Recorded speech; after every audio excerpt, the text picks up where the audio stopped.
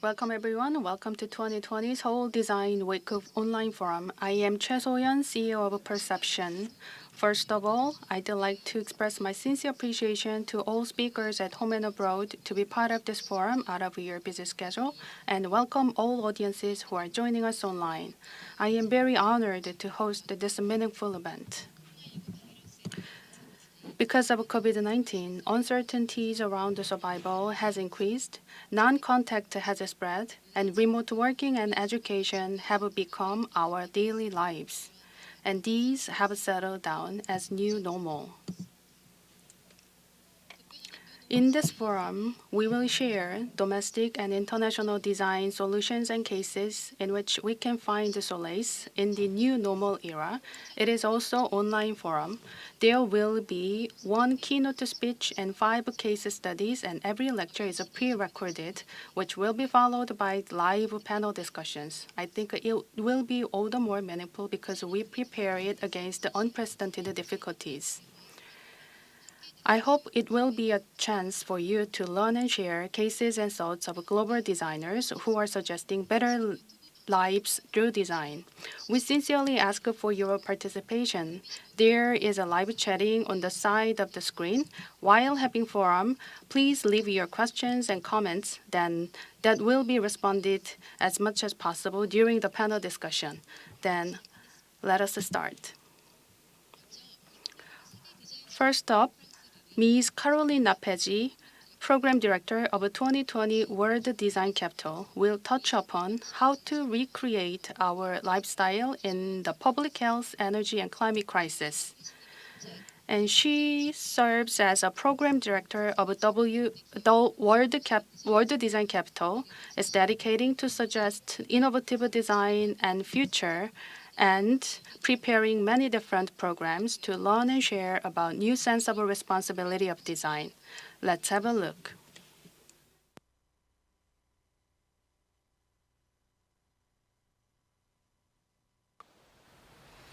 Comment réinventer nos manières de vivre dans un contexte de crise sanitaire et plus globalement de crise énergétique et climatique?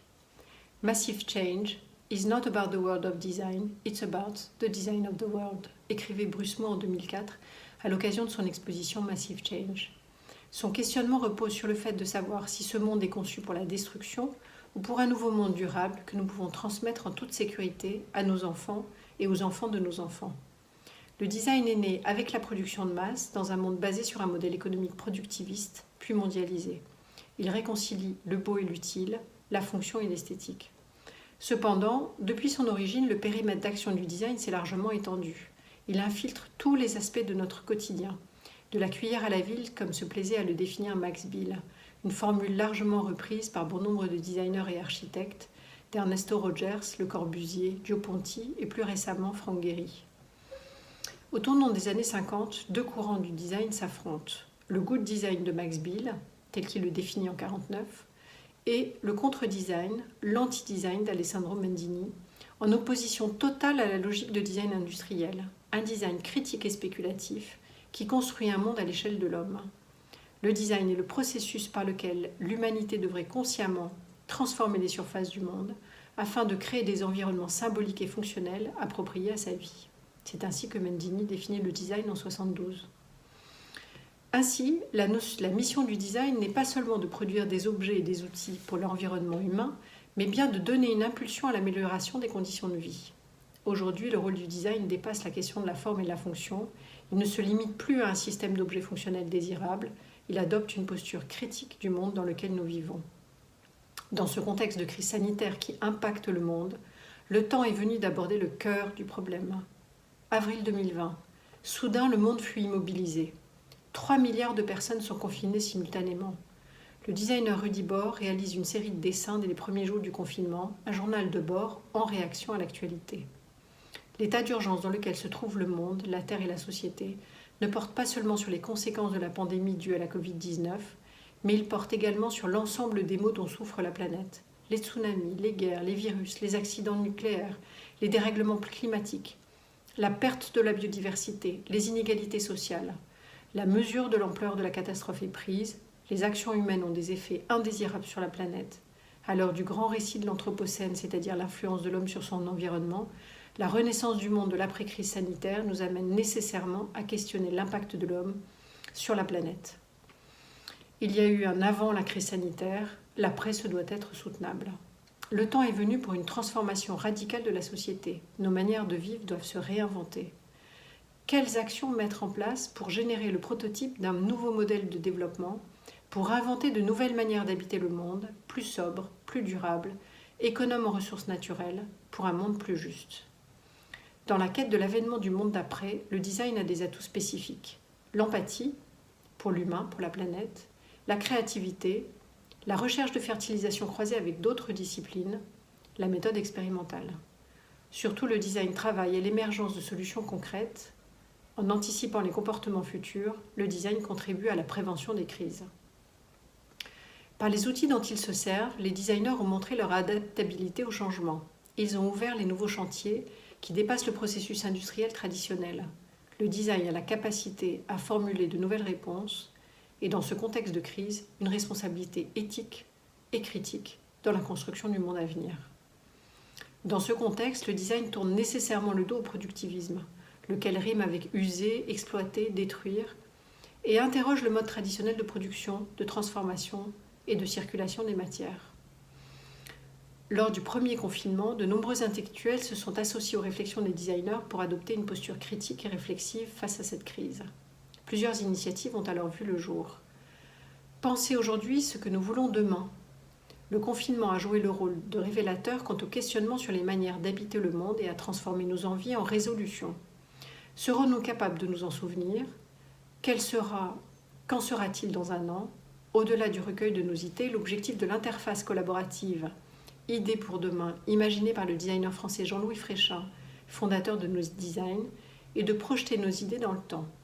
Ce recueil réunit plus de 500 contributions sur les manières de voir le monde, individuelles, altruistes, concertées ou utopiques.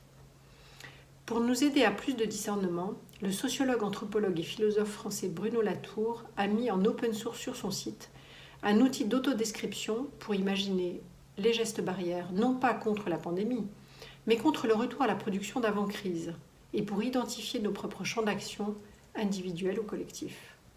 Une autre initiative, Design Emergency, une série d'entretiens menés par Paola Antonelli et Alice Rothorn et diffusée sur Instagram. Ces conversations avec des designers et des architectes démontrent l'extraordinaire diversité du design et l'efficacité avec laquelle ils peuvent répondre à des problèmes urgents, Révéler aussi les défis sociaux, politiques, économiques, écologiques complexes en ces temps turbulents. Enfin, le World Hope Forum est le fruit d'une réflexion initiée par Liedewey et Delcourt, Philippe Fimamo pendant le confinement. Ce forum engage les créatifs du monde entier à se fédérer pour agir ensemble.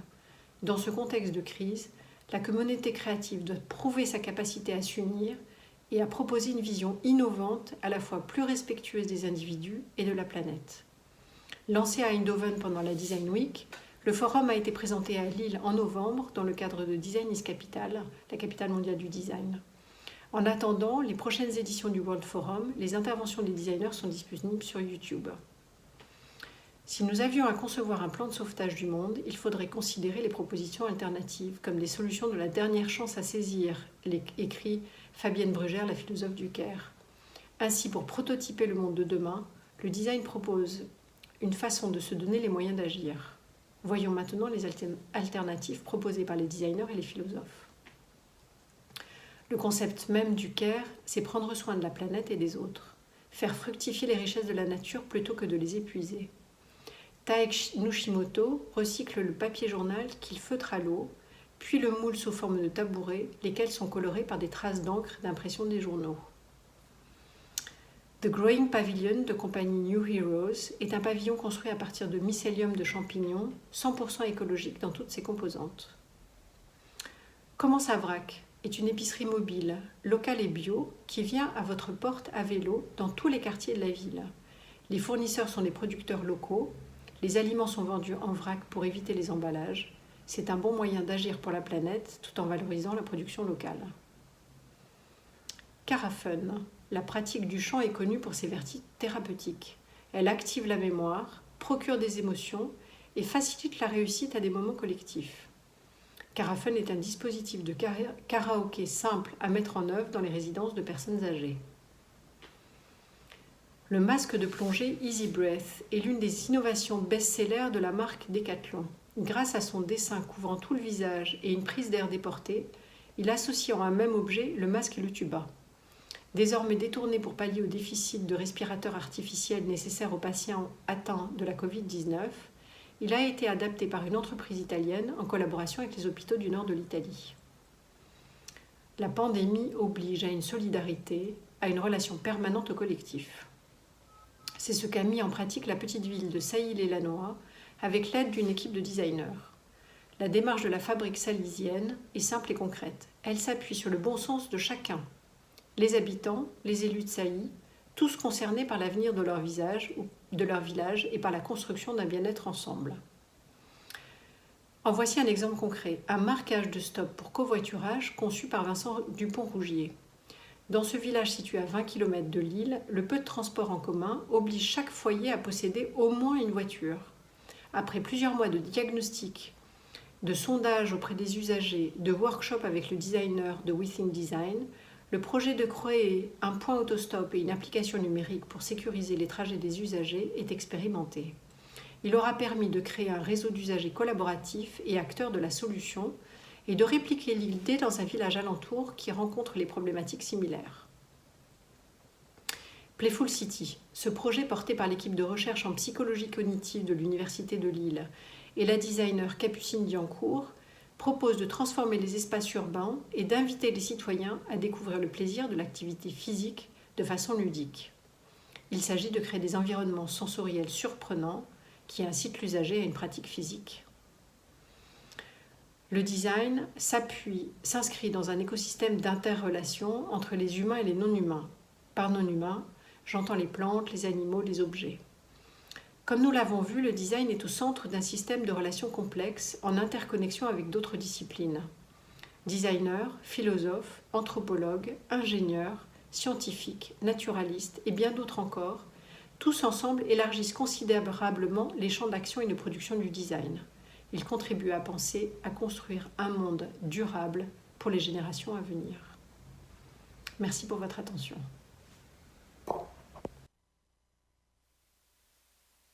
Thank you very much. And this was the keynote speech, and that was largely about how to change our lifestyle through design in the crisis of public health, energy, and climate. And during the speech, she pointed out that massive change is not about the word of design, but the design of the word. And we should never forget that design is included in the interrelations between human and non-human and ecosystem. And all of us should work together to make a sustainable world that is memorable. Now, From now on, we will meet the cases of speakers from home and abroad. The designs that comfort the rapidly changing daily lives of the COVID-19 era will be introduced. And our first speaker is the project manager and international relations manager of Centro Design Brazil, Ms. Juliana Buso. Ms. Juliana Buso, with the aim of improving Brazil's competitiveness and economic and social development, she's cooperating with industry and government agencies to carry out a number of strategic design projects. By nurturing excellent designers, she's also committed to improving the competitiveness of Brazilian design. With the title of the presentation, The Design Cases Applied in Brazil During the COVID-19, she will make presentation. Hello, I am Juliana Buso, Project Manager and International Relations from Centro Brasil Design.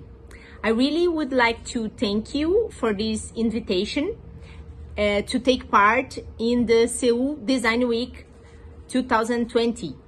It is a huge honor for us. We are living at different times, and this is global. The impact of the pandemic is affecting our day by day and consequently our business.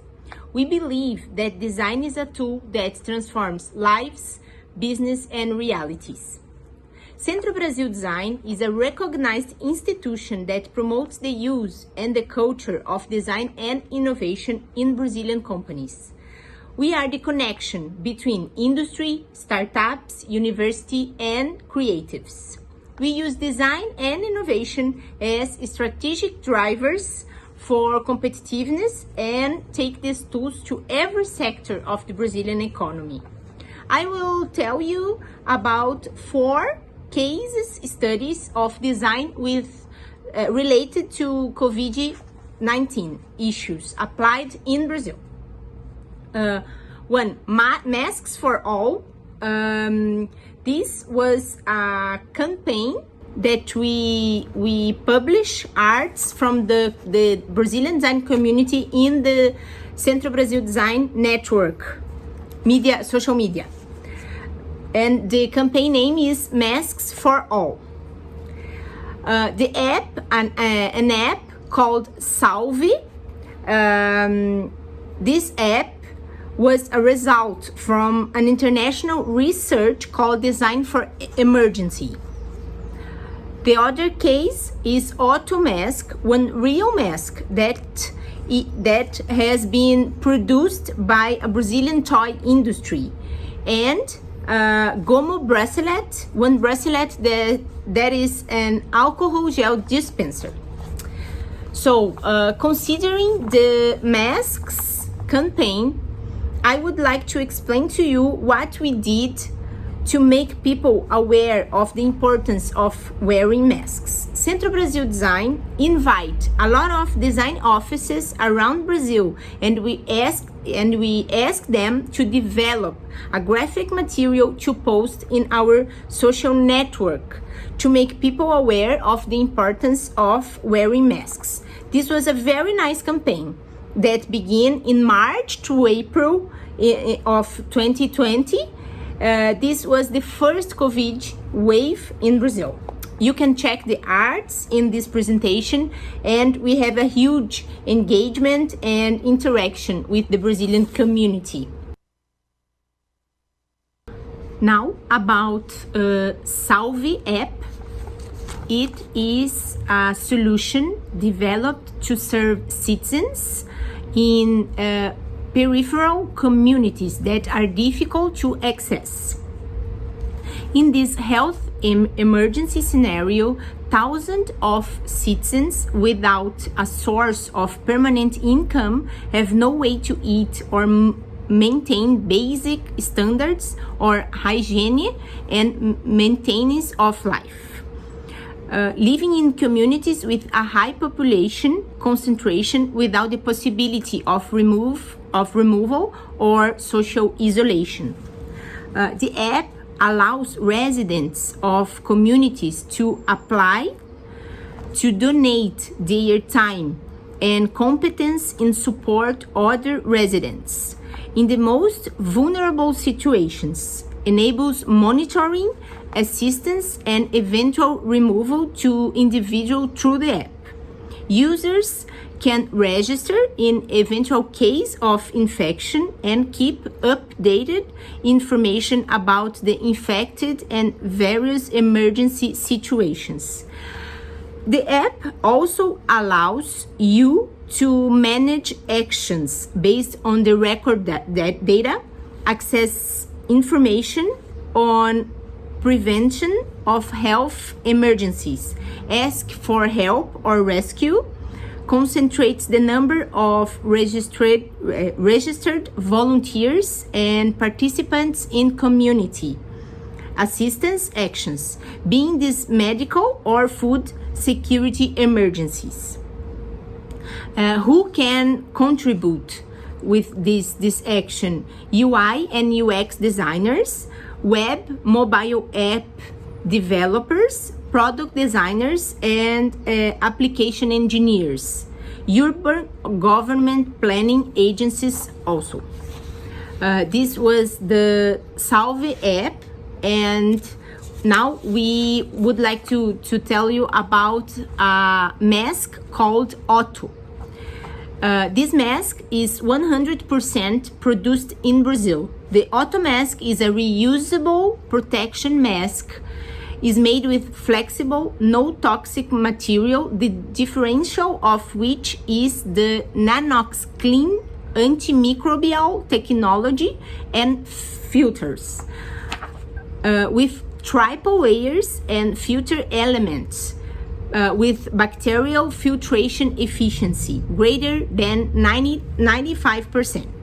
The mask was registered in Anvisa, that is a Brazilian National Healthy Regulation Agency. The mask can be used during work activity in commerce, offices and services, necessary departures from home, use in public transportation, going to the supermarket, going to the pharmacy, and all the activities that were carried out without the need for masks before the pandemic. Designed and produced entirely in Brazil, the mask meets the great demand of our population, maintaining and generating jobs and income within our country.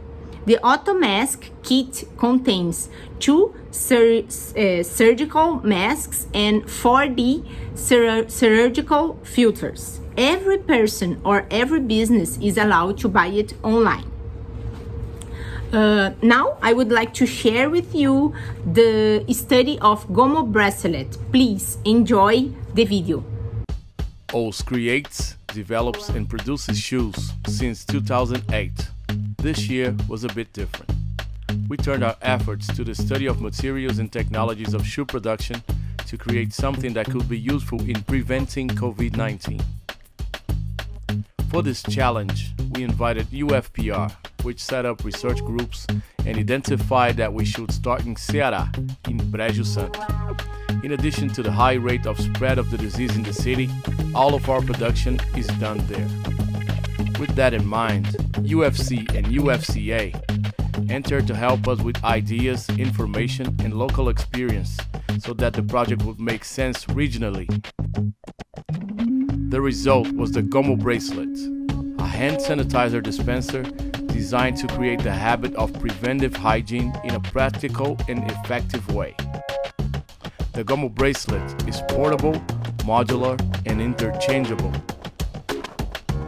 After 4 months of work, we launched the project by donating the bracelet to all public school students from 10 to 14 years old in Brejo Santo. Going beyond our commercial relationship with the city and thus developing a project that is a counterpart to the affection we have in the production of each pair of O's. Since one hand washes the other, after this initial donation, The Gomo bracelets will be available for sale for 35 reais. For each bracelet sold, another one will be given, free of charge, to a child from public schools in other cities in Ceará.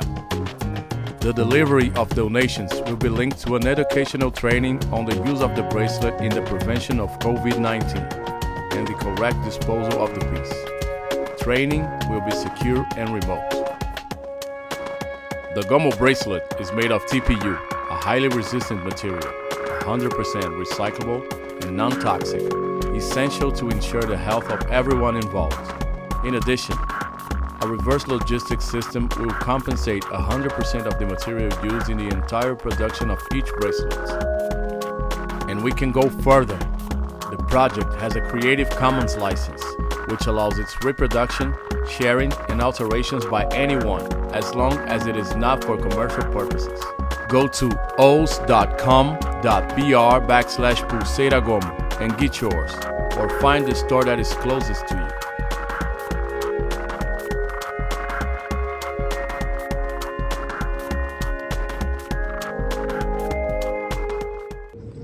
One more time, I would like to thank you for this invitation. We were really happy, and Centro Brasil Design is always open. And of course, we can answer questions if you have. Thank you very much. Thank you for your presentation. She has shared wonderful cases.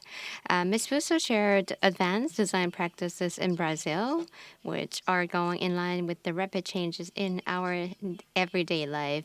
As the impact of pandemics is affecting our daily lives and our businesses, I believe design can be a tool for our changing life and business.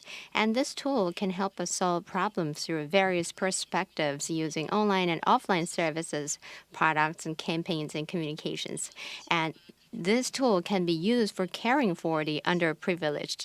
So it was time to think about what values and possibilities we can apply in design in the future. One moment, please. All right.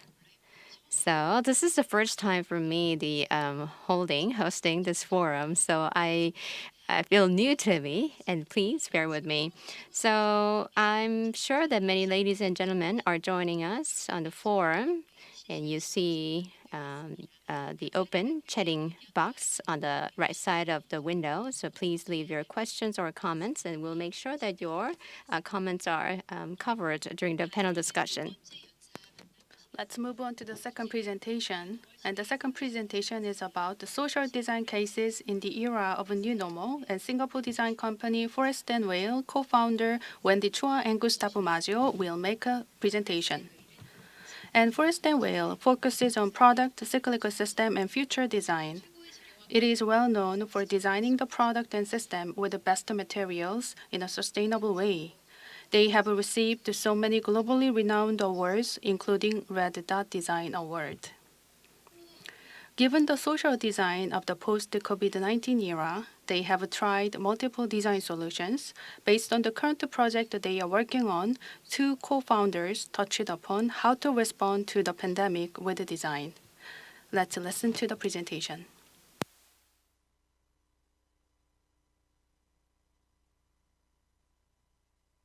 Hi everyone, I'm Gustavo and this is Wendy. Firstly, thanks for having us here today, it's our pleasure. So we run the international design practice Forest & Whale, and today we are going to share a bit of the work that we do and how we have been responding to the challenges of the pandemic here in Singapore. So when the public health crisis struck, it resulted in unprecedented global lockdown of cities. People are trapped in homes. Working from home has been normalized, at least it has for us here. In many cities, people are now heavily reliant on food and groceries delivery, and all this has been translated into a dramatic increase of food packaging waste. So this led us to think, as designers, how we can take this challenge of reducing single-use plastic in food delivery and takeaway. Yeah, so as we approached this project, first we asked, what are the reasons that lead to inaction despite greater public awareness for environmental issues. Why do people not care enough to be committed to change? And we think there are two key reasons. One, we cannot foresee the effects of climate change and visualize a faraway future that may not immediately affect us now. And two, we do not think our small individual actions actually matter. And based on these 2 points, it became clear that for people to adopt change, any change in the lifestyle, we need to design desirable, sustainable alternatives that do not compromise on functionality or user experience, material properties, or even cost. And these solutions should ideally also integrate within existing ecosystems. And a bit of figures now. According to UN environmental report, out of the 300 million tons of plastic that are produced worldwide every year, almost half of that goes to packaging and is designed to be used only once. And this is one of the reasons that we chose to focus on reducing single-use plastic in food packaging. In the next few minutes, Wendy and I will share some of the insights that we gleaned from this research and ongoing project. Yeah, so this is of course a global issue, but it is also urgent in Singapore because the island used for the landfill of incinerated waste will be filled up by 2035. So we are currently on an urgent need to reduce the amount of waste that we produce as a city. And through our research, we envisioned 3 key design directions. 1, the compostable or edible food packaging. 2, the reusable takeaway container. And 3, the hybrid takeaway container. So when we think about compostable packaging, the first thing that comes to mind is bioplastic. And the elephant in the room that people avoid talking about is whether a material that is supposed to be composted actually ends up being composted at the end of its life cycle. And that is very much determined by the infrastructure in the city to sustain it. And many packaging that claims to be industrially compostable doesn't end up being composted at all because there's no facilities in that city. And so we are experimenting with biodegradable and edible alternatives that can be treated as organic waste and easily composted even if we don't eat them. We designed a salad bowl made of wheat bran, which is an agricultural byproduct. And the idea behind this design is that as you eat a salad, you need, usually you have bread or breadsticks. So this container allows you to break part of the container and use it to help you as you are eating your salad.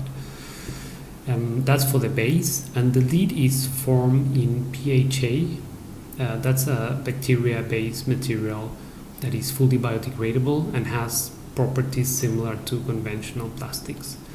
However, despite advancement in biodegradable materials, it's always better to reduce first and then reuse instead of disposing or recycling. And designing for inner loops is one of the key strategies for circular design thinking.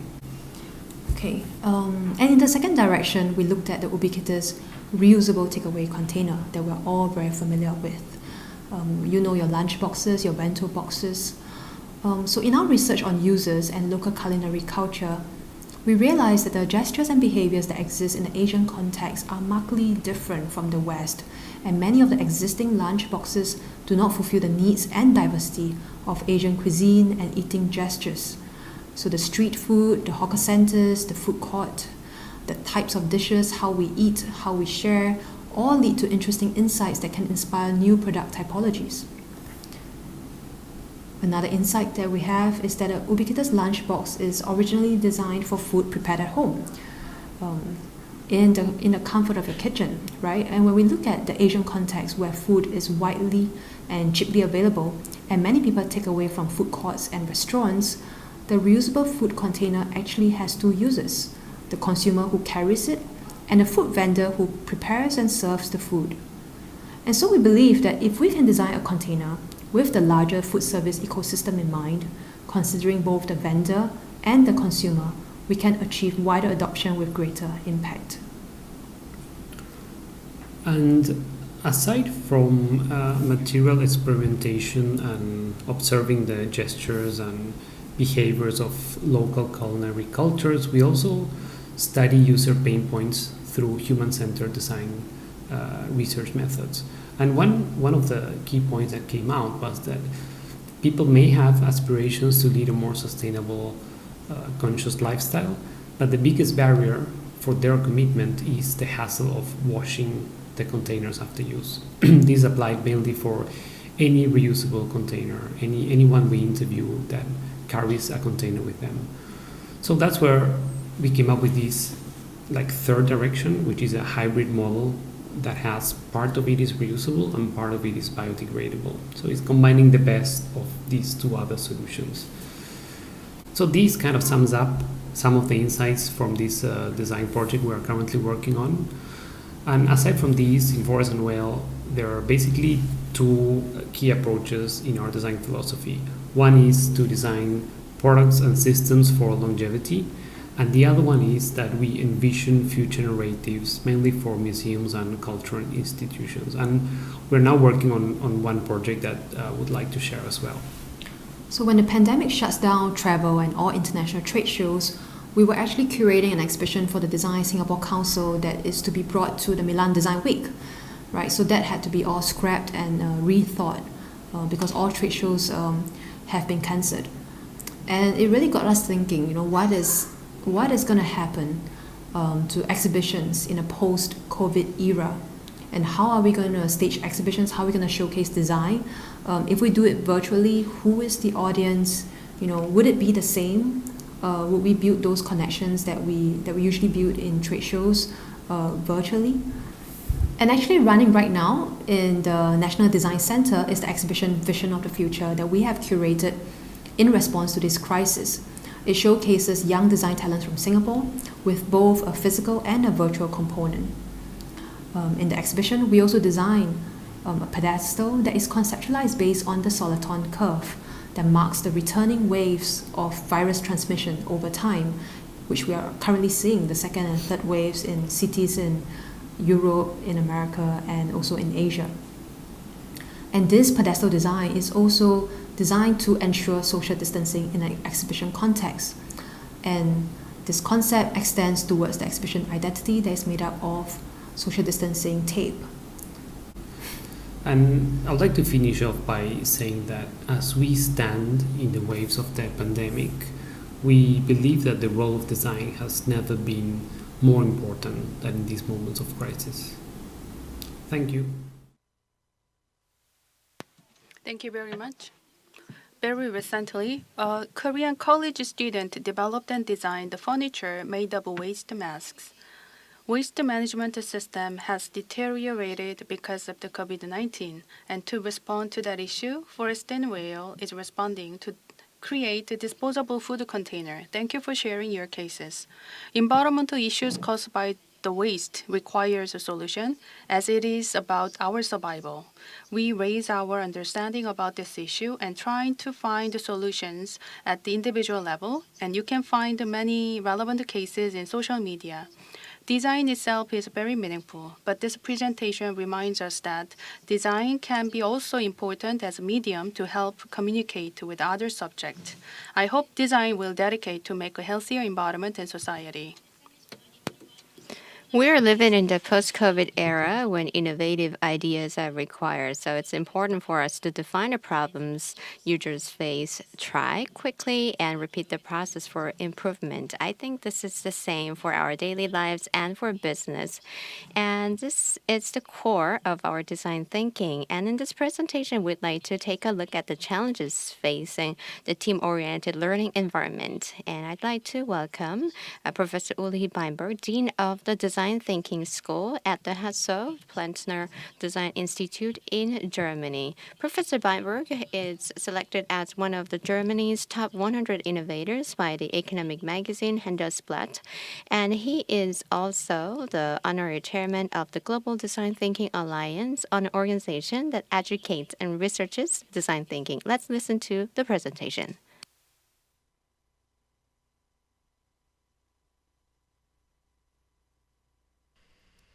Yeah, hello. and welcome also from my side. I'm really happy to be a part of the Seoul Design Week in 2020, and I'm reporting here from Germany.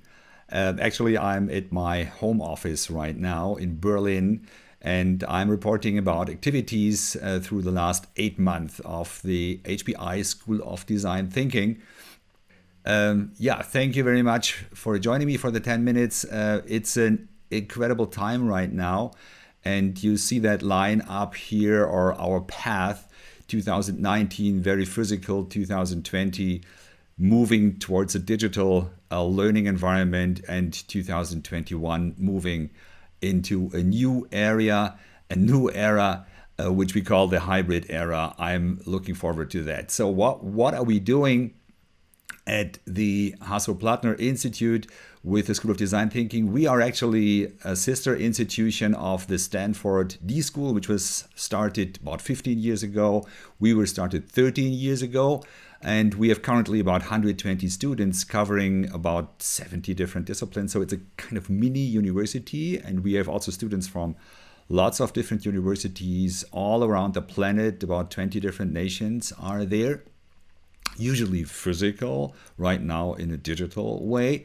And they are all accompanied by a lot of coaches. We have a coaching team with 40 people. And the whole thing is just a 2-semester certificate program. It's not a bachelor or master in design thinking. No, it's a certificate program on purpose. We want to be a kind of prototype for the learning environment of the 21st century. So we want to experiment also with ourselves. And this is why we are focusing on fully project-based learning and fully team learning. So we appreciate a mode which we call a team of teams mode. It's not just one team learning. No, it's a group of teams cooperatively learning. And there's no individual grading. For sure, very, very important in times we are living in right now.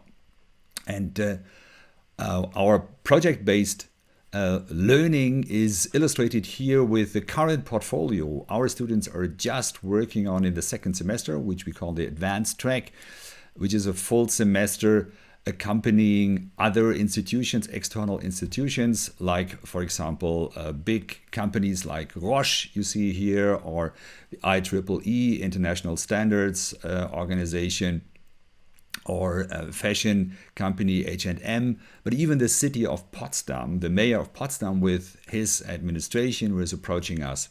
And our student teams are collaboratively trying to solve their concrete problems. And the mode we are in, I usually describe with that little picture here with its 3 core elements, where we focus on one hand on teams, on the collaboration. I was talking about that already. So a multidisciplinary set of people. And talking about teams, I'm not talking about team of 2, it's too small. Not team of 10, it's too large. It's about usually 4, 5, 6 people covering different disciplines, hopefully also different national, different cultural backgrounds, and then tackling complex problems. Second thing is the space. We need a variable space for that. And since we didn't find furniture to address the needs of collaborative teams, 13 years ago, we had to develop our own furniture together with a company called System 180, based in Berlin, a small manufacturer. And we created the design thinking line together with them, which is now up and running in hundreds of organizations all over Europe. And then we started facing Corona. And right now we are in the phase of co-developing together with System 180 hybrid collaboration environments. And you see here some prototypes.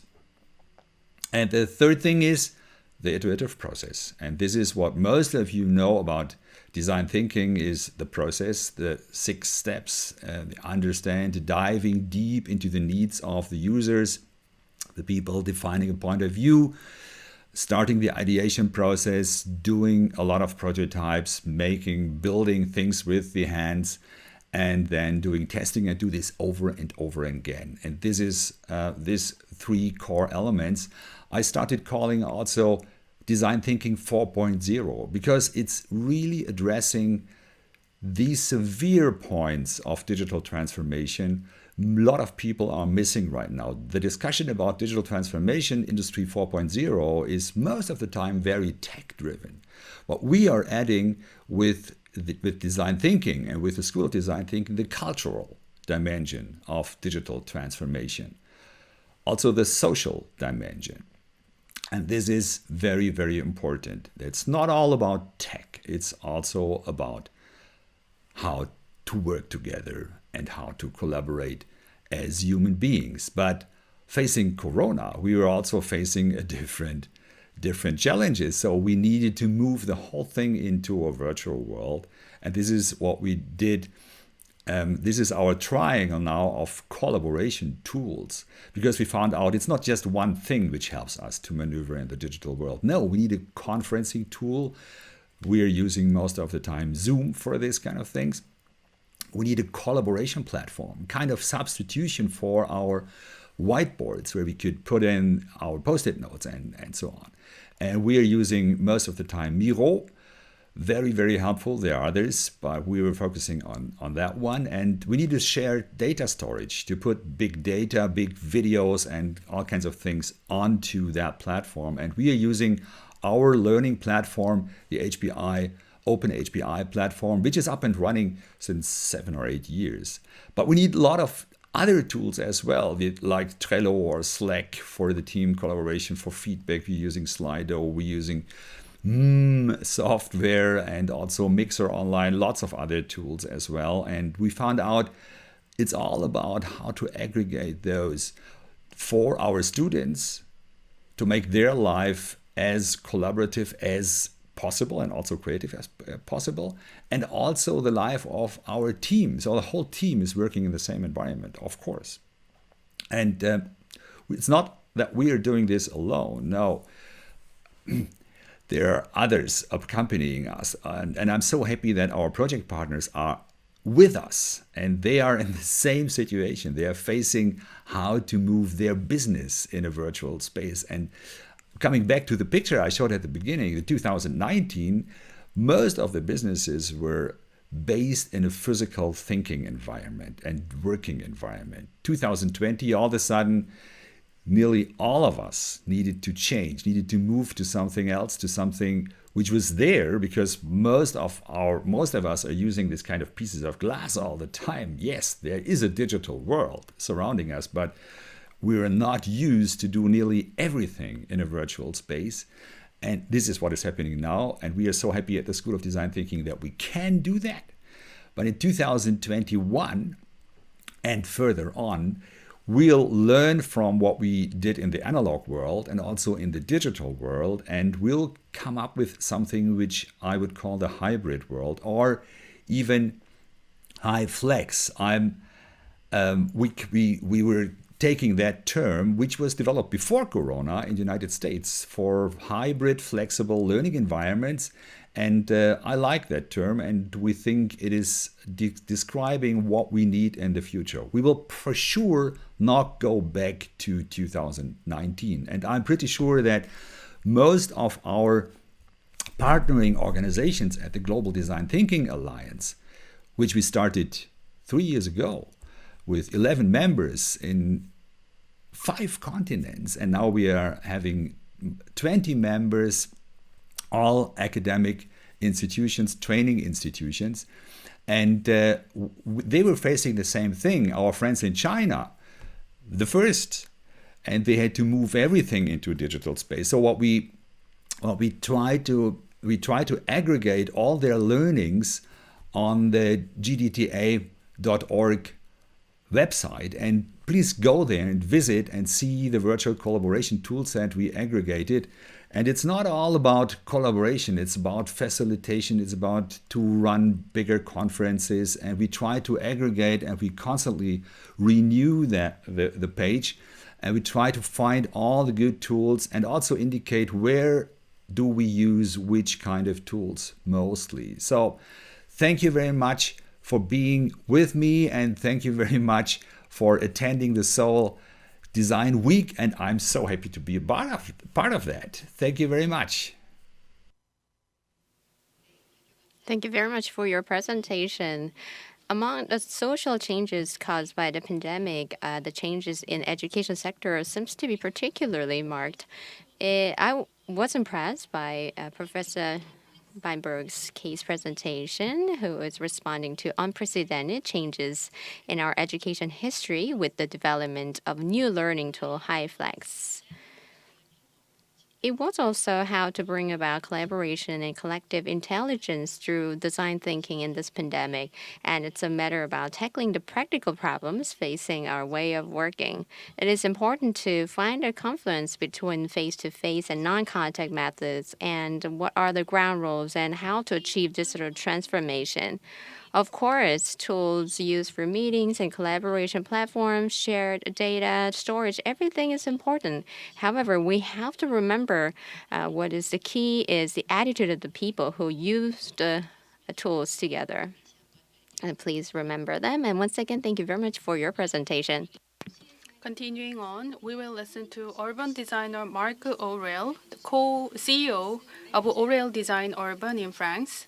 He will touch upon poetic public facilities for better life in the city. Mr. Marc Aurel has participated in multiple design projects with major European design agencies and public institutions, and design improvement projects as well. By doing so, he has dedicated to increase the quality of life and competitiveness of the city. He is a highly recognized architect and urban designer in Europe. Let's listen to his presentation.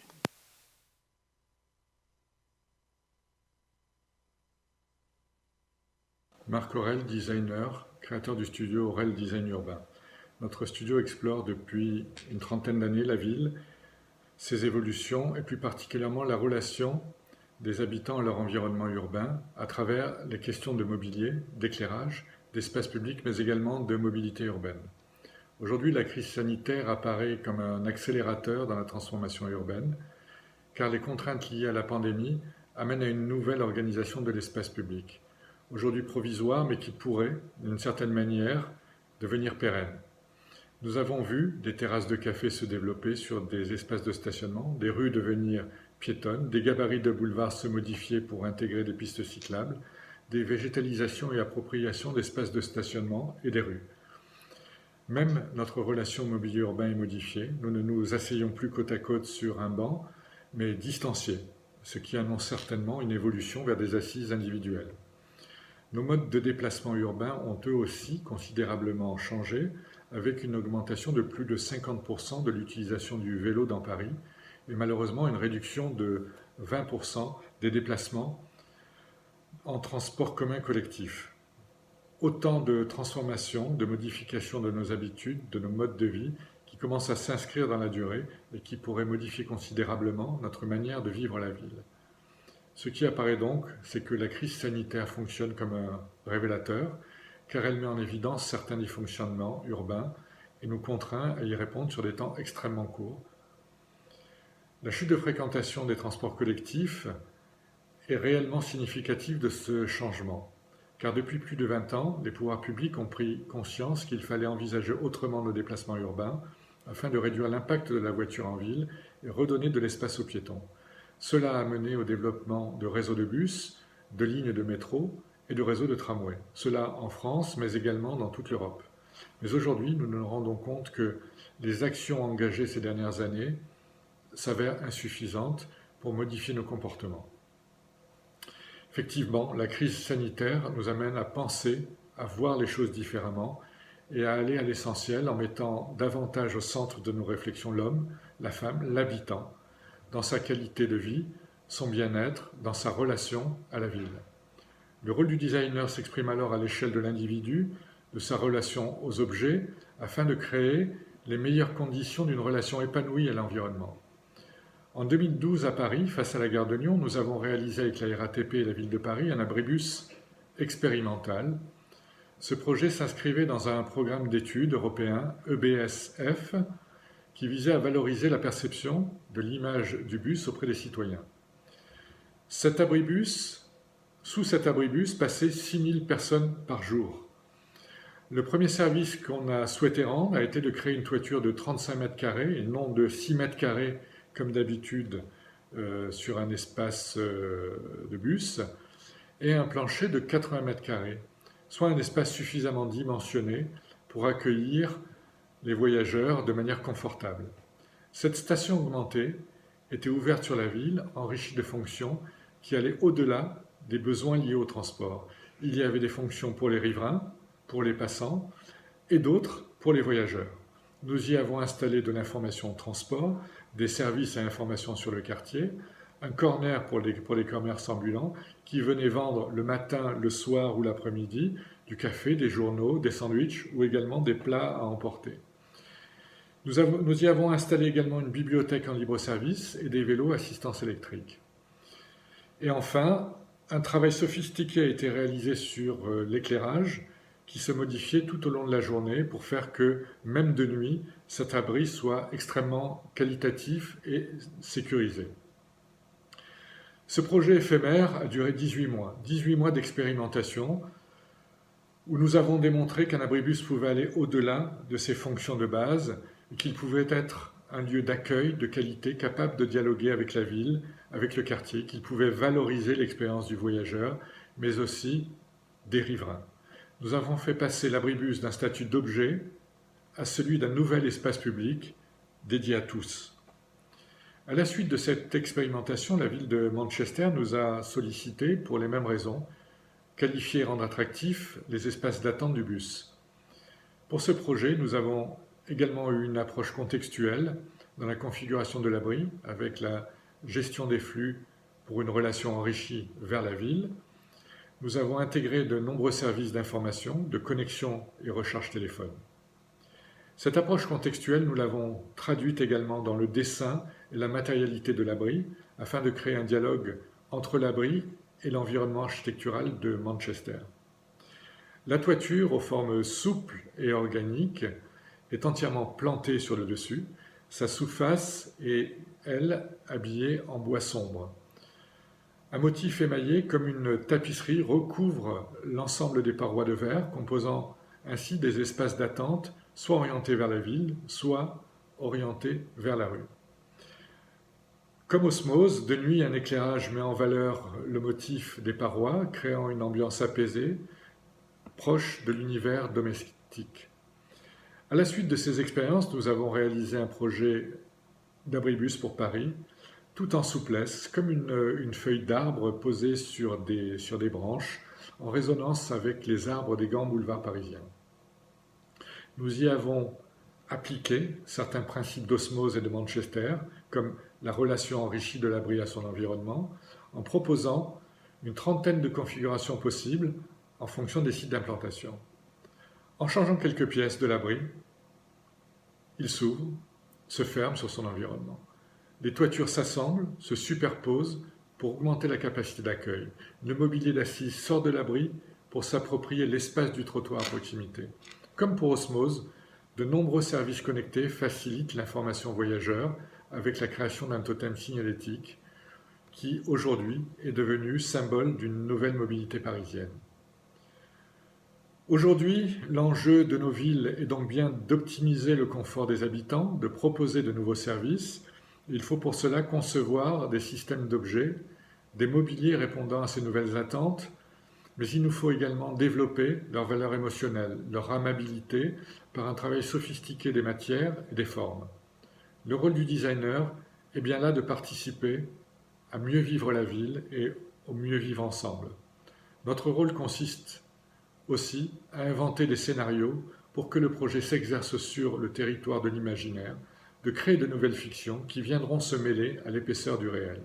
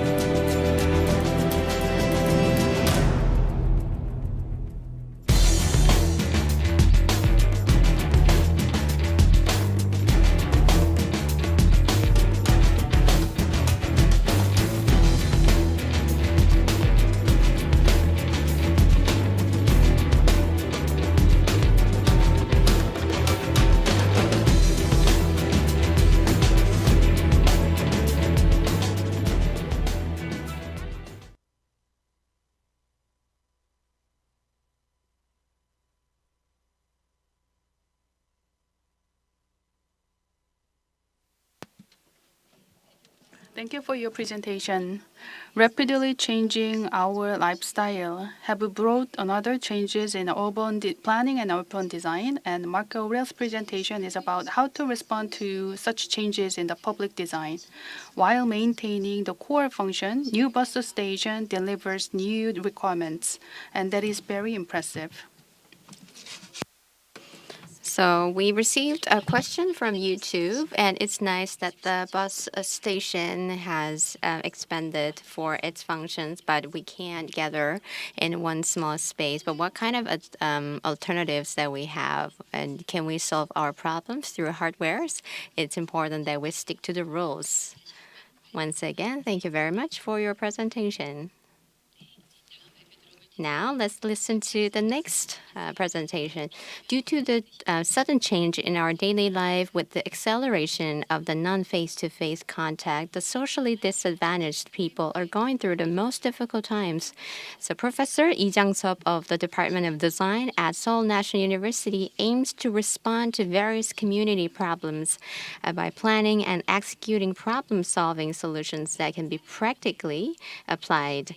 And in this process, he is actively engaged in practical training.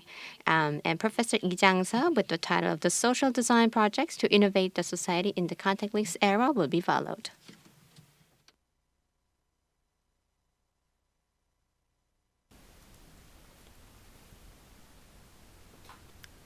안녕하세요. 오늘 서울 디자인 위크 온라인 포럼에 초대해 주셔서 감사합니다.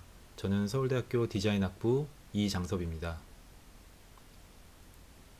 저는 우리가 지금 함께 겪고 있는 코로나 시대에 디자인 대학과 지역사회가 어떻게 사회혁신을 위한 디자인 협업을 진행하고 있는가에 대한 프로젝트를 사례로 발표하겠습니다. 오늘 이 발표에서 사회혁신을 위한 디자인 협업은 소셜 디자인이라고 부르겠습니다. 오늘 준비한 이 내용은 밀라노 공대 에치오 만지니 교수님이 사회혁신을 위한 SLOC 디자인 시나리오와 많은 부분 일치합니다. 작고 지역적이고 협력을 기반으로 하고 있는 프로젝트의 사례가 될 것입니다. 저희 학교가 속해 있는 관악구를 배경으로 지금 진행되고 있는 돌봄 도시락 소셜 디자인 프로젝트를 소개하겠습니다. 올해 8월에 시작된 지금 이 프로젝트는 지금 오늘 발표하고 있는 오늘까지도 진행되고 있는 현재 진행형의 프로젝트고요. 저희는 이 과정을 소셜 디자인 프로세스로 정리를 해보았습니다. 우리는 코로나 시대에 더 소외되고 계신 분들에 더 주목하면서 이 프로젝트를 시작했습니다. 그 중에서도 지금 사진에 보이고 계시는 집에서 혼자 지내시고 계시는 어르신들의 기본적인 식사에 더 주목을 했습니다. 서울시도 이 문제에 동일한 문제에 공감하여 돌봄이 긴급하게 필요한 분들을 위한 긴급 돌봄 SOS 센터를 운영하고 있고요. 거기에는 식사 지원 서비스도 있습니다.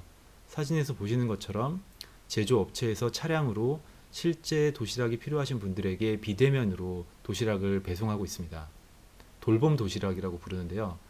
저희는 이 돌봄 도시락 배송 과정에 간단한 커뮤니티 케어가 더해질 수 있으면 얼마나 좋을까라고 하는 질문을 던졌습니다. 저희 모두 이 코로나 시대에 이 이웃의 안부를 묻는 게 얼마나 어려워졌고 그렇지만 얼마나 중요한지에 대해서 잘 알고 있습니다. 비대면 일상화가 사회적 약자분들의 더 고립을 만들게 되는 지금 상황에서 커뮤니티 케어는 점점 더 어려워지고 있는데요. 이 어려워진 상황에서 도시락과 커뮤니티 케어가 더해지면 좋겠다라는 그 질문을 지역사회와 함께 던졌습니다. 그리고 이 앞선 질문과 함께 또 하나의 외면되고 있는 중요한 문제는 일회용기 사용의 증가입니다. 일회용 플라스틱 쓰레기 문제를 그냥 모른 척하고 넘어갈 수는 없겠다라고 하는 게 저희가 던졌던 두 번째 의제였습니다. 공공배송의 돌봄 도시락만이라도 이 다회용기 사용으로 전환될 수는 없을까라고 하는 질문을 함께 던졌습니다. 그리고 이러한 문제의식에 공감한 관악구 내에 있는 인근의 지역의 이해관계자들을 모아봤습니다. 네, 지금 여기 보이는 분들이 저희 학교의 팀이고요. 저희 학교와 사회적경제센터가 주축이 돼서 지역 내에서 돌봄 도시락을 만드는 두 곳의 사회적 기업, 그리고 지역 내의 공공배송에 관심이 있는 한 곳의 협동조합이 함께 시작의 팀을 이뤘습니다. 그리고 우리는 이 과정을 지역사회에다 공개하면서 열려있는 컨소시엄으로 시작을 했습니다. 저희의 이 프로젝트가 알려지면서 이 주제에 공감하는 공공배송 전문가 그리고 사회복지 전문가들이 이 컨소시엄에 더 조인을 하게 되었습니다.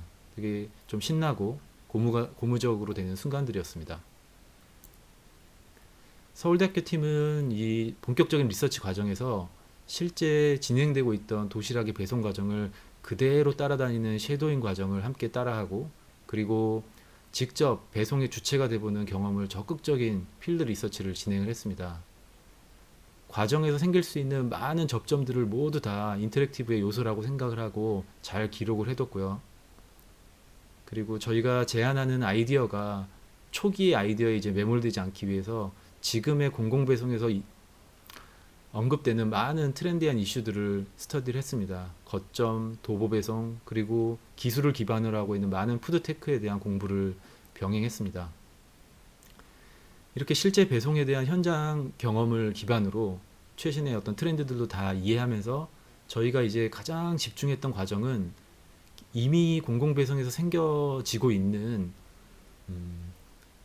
이러한 것들은 이래서 어려울 거야 라고 하는 인식의 틀을 좀 벗어나는 것이었습니다. 저희는 이 과정을 해체의 단계라고 불렀는데요. 사회 문제를 해결하기 위한 많은 소셜 디자인 프로세스에서 가장 중요한 과정이 아닐까 생각을 합니다. 비대면 배송에서 커뮤니티 케어가 더해지기는 어려울 거다라고 이미 생각이 들고 있는 이 단계에서 저희는 이 전제부터 부정하면서 시작을 했습니다. 그리고 이어서 아이디어를 최종적으로 도출하는 과정까지 기존에 형성되고 있는 많은 편견과 규칙들을 깨트리면서 많은 질문들을 던졌습니다.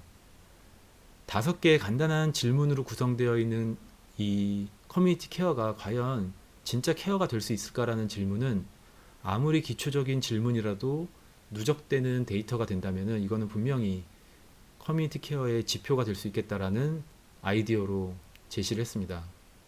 그리고 이런 공공 서비스는 당연히 선진화된 앱이랑 병행되어야 된다라는 의견들이 있었지만 작은 규모의 실험으로 시작될 경우에 전통적인 카드의 형식으로도 가능하다라는 아이디어로 좀 맞섰습니다. 비전문가가 도대체 이 배송을 할 수 있을 거냐라고 하는 질문에 대해서는 오히려 본인이 정말로 잘 알고 있는 이 로컬의 지역 배송에 있어서는 오히려 더 장점이 될 수 있고 도보 배송으로도 가능하다라는 아이디어로 제시를 했습니다. 그리고 가장 어려웠던 단계였는데요. 다회용기 사용에 대해서는 도시락을 만드는 제조의 주체나 그리고 실제로 도시락을 설거지를 하셔야 되는 새로운 일이 생기는 어르신들 모두 이 귀찮음을 극복하지 못하고 어려워질 것이다라는 예측이 있었지만 도시락 제조업체에는 시간이 지날수록 경제적인 이득이 생기는 것이고 그리고 실제로 도시락을 드시는 어르신들의 입장에서도 일상의 작은 운동으로 생각을 전환하게 된다면 어떨까라는 아이디어로 제시를 했습니다.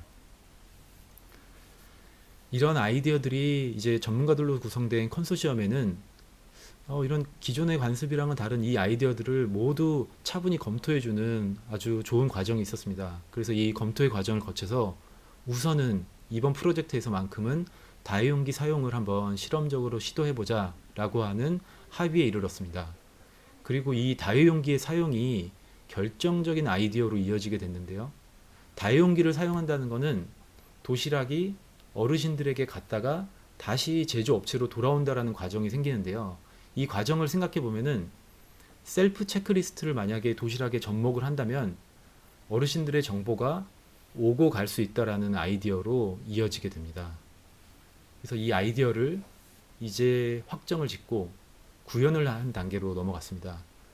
어떠한 질문을 던질 거냐라는 부분에 대해서는 또다시 전문가들과 협의하에 5가지의 질문으로 구체화가 됐습니다. 어쩌면은 따스한 일상의 안부와도 같은 5개의 질문인데요. 실제로 이 질문은 기초 건강, 식사, 그리고 대외 활동, 그리고 심리 안정도까지 체크가 가능하게 되고 누적된 데이터가 이상이 있을 경우에는 전문적인 밀착 케어로 이어지게 됩니다. 이제 생각했던 아이디어를 정말 현실화하기 위해서 더 적극적으로 디자이너들은 이 시나리오를 시각화를 하게 됐습니다.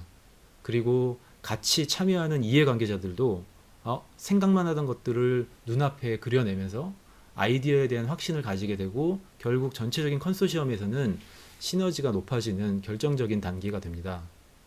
그리고 더 전문적인 시각화 과정으로도 이어지는데요. 어르신분들 중에는 글을 읽지 못하는 분들도 계시기 때문에 그림으로 질문이 표현해야 된다라는 또 다른 과제를 받게 돼서 이러한 부분에 대한 스터디를 진행하고, 할머니, 할아버지 모두가 이 안부 카드를 접했을 때 나에 대한 질문이다라는 걸 공감하기 위해서 어떠한 것이 더 성중립적인 일러스트냐에 대한 이러한 아주 작은 부분까지도 신경을 많이 쓰는 과정이 있었습니다. 그런 과정을 거쳐서 5개의 질문이 지금처럼 그림으로 시각화된 안부 카드, 셀프 체크리스트가 완성이 되었습니다. 이 준비를 하는 과정과 병행해서 저희는 일회용기를 잘 대체할 수 있는 다회용기로 준비를 하고, 식사가 배송 중에 흔들리지 않게 하기 위해서 사이즈가 꼭 맞는 도시락 가방을 준비하고, 이 안부 카드는 따스한 인사로 전해줄 수 있게 보시는 것처럼 원단으로 제작을 하기로 결정을 했습니다. 이러한 준비를 다 마치고 실제로 관악구의 한계동에서 시범 사업을 진행할 수 있게 되었습니다. 그리고 저희가 구체적으로 세워놨던 시나리오와 그대로 거점까지는 차량으로 이송이 돼서 거점에서부터는 담당자가 마을을 걸어서 배송을 하게 되고, 처음 어르신들과 만나게 되는 그 순간에만 직접 대면을 해서 설명을 해드리고, 그 이후에는 대면을 최소화하면서 도시락을 매개로 안부 카드를 통한 셀프 체크리스트가 왔다 갔다 하게 됩니다. 이제 과연 어르신들이 이러한 새로운 이 관계에 그대로 응해 주실 수 있을까라는 의문도 계속 제기가 됐는데요. 실제로 사업이 시작되고 지금 이제 3주가 지난 지금 시점에서 95% 이상의 안부 카드가 잘 회수가 되고 있습니다. 회수된 안부 카드는 보시는 것처럼 개인화된 정보가 관리가 되고 있고요. 처음에 시나리오대로 기준 이상의 부정적인 신호로 감지가 되면은 돌봄 매니저가 전문 의료진을 보내드리거나 아니면 심리 상담으로 이어지는 밀착 케어를 진행하게 됩니다. 지금 이제 시범 사업이 정리되어 가고 있는 이제 지금 시점에서는 이 실험 모델이 확장을 필요로 합니다. 그래서 확장을 하는 단계에는 자동화를 위한 앱이 필요하겠다는 생각으로 이어졌고, 서울시의 적극적인 제안을 위해서 앱을 디자인하고 있습니다. 이 앱을 사용하게 되면 배송 담당자는 스케줄과 동선을 훨씬 쉽게 파악하고, 지금은 수기로 진행되지만 사진 한 컷을 촬영하는 걸로 자동적으로 저장이 되고, 저장 이후에는 모니터링 되면서 자동으로 후속 조치가 연계되는 형식입니다. 긍정적으로 평가되고 있는 이 시범 사업이 관악구 내에서는 향후에 한 개의 동으로 더 확대돼서 시범 사업을 이어가기로 결정이 됐고요. 이 결과는 서울시에 잘 제안해서 앞으로 서울시 전 역에 다 확대돼서 진행이 되는 것을 목표로 하고 있습니다. 네, 지금까지 저희 대학이 지역사회와 함께하고 있는 소셜 디자인의 하나의 사례를 살펴보았는데요. 지역의 전문가들이랑 함께하고 있는 이 컨소시엄에서 저희 디자인 대학의 역할은 첫 시작점이 됐던 기존에 생각지 않았던 지점에서 창의적 질문을 전달하고, 바뀌기 어렵다고 생각했던 그런 규칙들에서 그런 것들을 다 한번 뒤흔들어 보면서 새로운 아이디어를 이끌어내고, 이 아이디어가 정말로 우리 눈앞에서 가능해지도록 시각화시키고, 그리고 우리가 열심히 움직여서 정말로 사회에서 구현될 수 있는 이러한 중요한 역할들을 담당하고 있었습니다. 그리고 이 경험을 코로나 시대에 지역사회와 대학의 역할로 확대를 해본다면, 대학은 더 적극적으로 캠퍼스를 지역사회로 확대하고 현실의 문제를 함께 다루게 되는 과정으로 이어지고 싶습니다. 지금 이 위기 시대에 정말로 필요로 하는 디자인 대학의 능력은 공감과 사회적 감수성이 아닐까 생각을 해보게 됩니다. 그리고 이 과정에서 대학은 사회가 이미 갖고 있었던 이런 전형과 규범에 다시 생각할 수 있는 이 대담한 질문을 던져야 하는 것이라고 생각을 합니다. 이제 발표를 마무리하려고 하는데요. 코로나 시대의 소셜 디자인에 대해서 생각을 해본다면은 우리가 그동안 배워서 익힌 많은 이 디자인 능력을 모두 동원해서 돌봄을 필요로 하는 정말 이 사회의 작고 일상적인 문제들의 틈새가 분명히 있을 겁니다. 그 틈새에 파고들어서 학교가 아닌 진짜 사회 속에서 집요하게 그 가능성을 찾아내는 일이라고 생각을 해봤습니다. 네, 저희는 앞으로도 이 지역사회 안에서 대학의 역할을 잘 실천해 나가겠습니다. 모든 분들 앞으로도 건강하시길 바라겠고요. 저는 오늘의 발표를 마치겠습니다. 긴 시간 들어주셔서 감사합니다.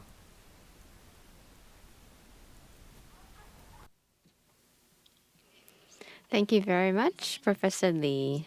He was very warm, and about saying hello to our community was such a warm message. And we were able to hear Social Innovation Project. And recently, designers' activities have also stood out in the social impact area.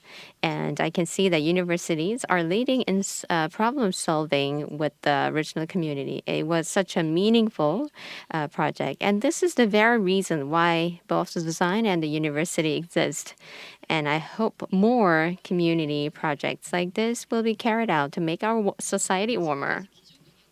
So far, we have listened to 6 different presentations. First up, we listened to the keynote speech of public design, value of design, the value of design that comfort everyday life, and the public design and industrial design cases in the era of a pandemic, and the service design and urban design and social design in the non-contact era. The creative director of Japan CCC described today as BC and AC, which stands for before COVID and after COVID, to talk about changes. It is really rare for the whole world to experience the same crisis at the same time. It is unprecedented, so it is all the more difficult for all of us. But as always, design finds chance from crisis. I believe in the power of design. Instead of design to show off, but design take care of our lives and everyone not to be left behind. So design can comfort people and become solutions to our issues. And not only the 6 speakers, but also all the audiences, I sincerely wish all of you believe in the power of design and keep developing design practices and cases in your lives. And now I'd like to invite all 6 speakers to share their opinions of a new design trend in the post-COVID-19 era. And there will be common questions to all speakers and another set of questions which will go to specific speakers. As mentioned earlier, audiences, please leave your comment and questions in the corner of the screen, then we will respond to them as much as possible.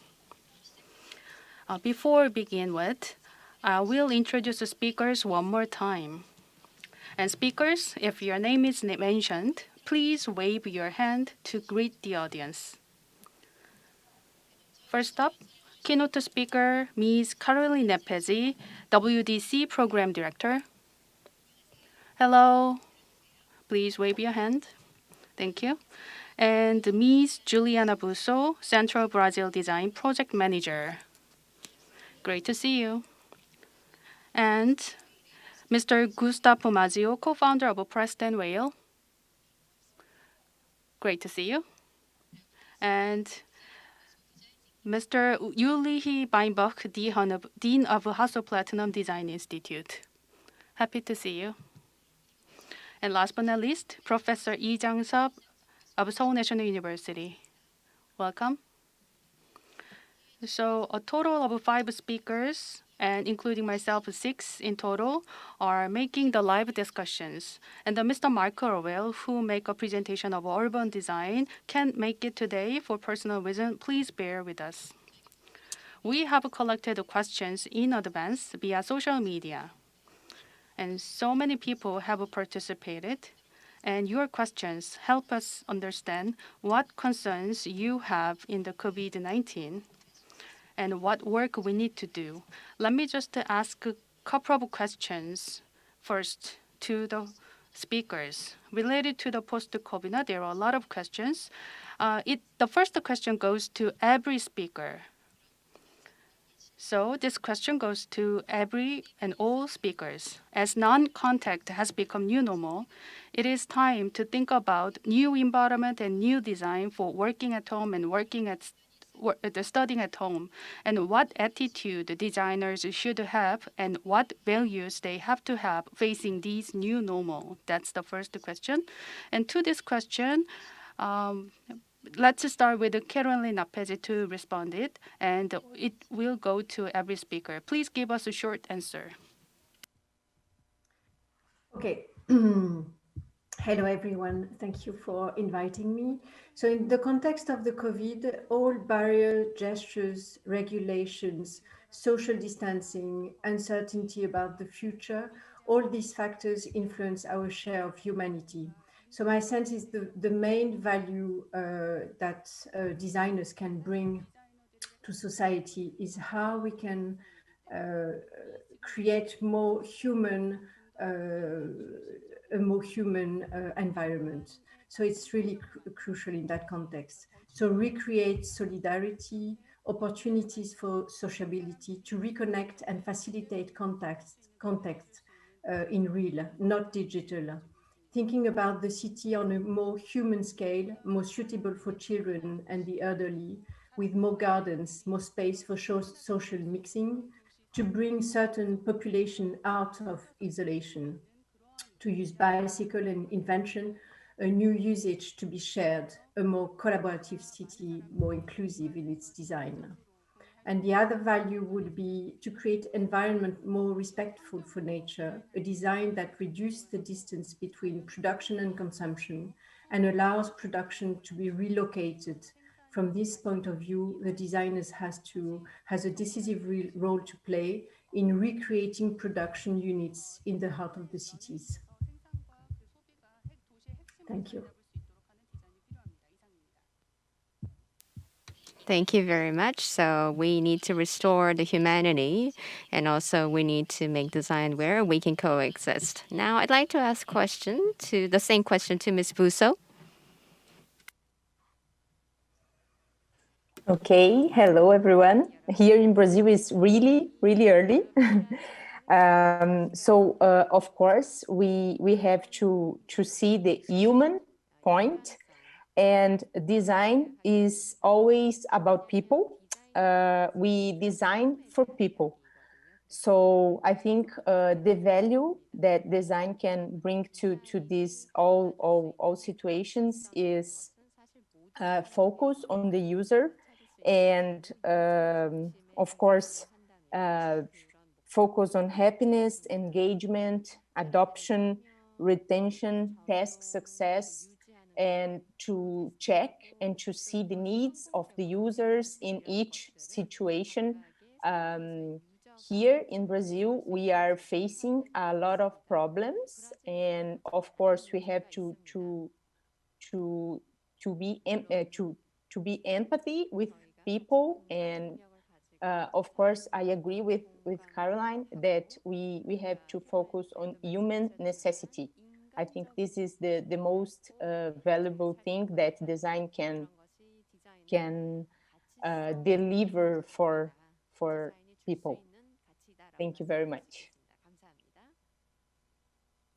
Thank you very much. And the user and ultimately the environment around the people should be responded very carefully and sensitively. That's the main point of her.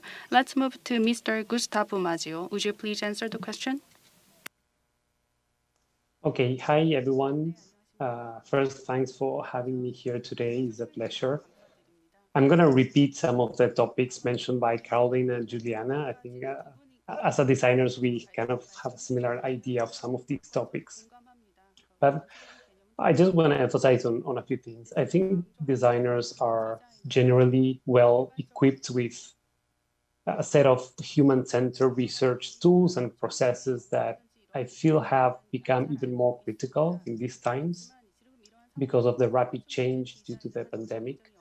And having this ability to identify changes in behavior and be able to rethink the environment and the objects that are around us is what designers actually have always done. And maybe in this period, it's even more important that we go through this process. And another very important role for designers during COVID-19 and after is to be guardians of sustainable practices. Usually, when we go through a period of crisis, the environment is not a top priority. And in many cases, we fall back into less sustainable practices and behaviors. If you look, for example, at food, the amount of single-use packaging waste that is now being generated is alarming. So we need to create convenient and appealing alternatives so that end consumers, as well as food businesses, can generate less waste and hopefully at the same time reduce carbon footprint. Thanks.